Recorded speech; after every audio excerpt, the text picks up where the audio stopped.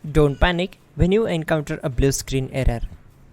I'm going to show you how to fix this problem step by step. Let's begin.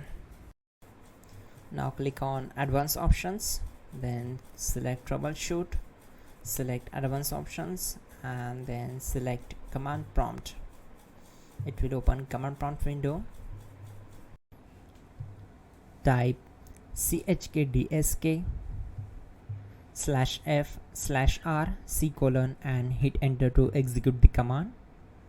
Now wait for some time to complete the process. Once done, move to the next step. Now we need to type this command and simply press enter. Now type cd space c:/ and hit enter to execute the command. Now type cd space Windows and hit enter to execute the command. Type cd space System32 and simply hit enter. Now type cd space config and simply press enter to execute this command. Now type md backup and simply hit enter. Now type copy ***backup and simply hit enter to execute the command. Now execute the command md space backup1 and simply hit enter.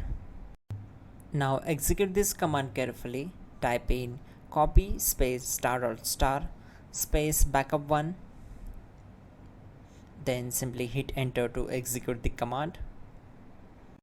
Now type cd regback and hit enter. Then type dir and simply hit enter. Now execute this command. Type in copy space space ... and then hit enter. After that type all and again hit enter to execute the command. Now execute this command. Type bootrec space /fixmbr and simply hit enter. Type bootrec space /fixboot and hit enter. Type cd space c:/ and hit enter. Now execute this command. Type cd space Windows /System32 /config /regback, then simply hit enter to execute this command. Now execute this command. Type bcd edit space /export space c:/ bcd backup and simply hit enter to execute this command. Then move to the next one. Type cd space c:/ and hit enter. Now type this md space boot and hit enter.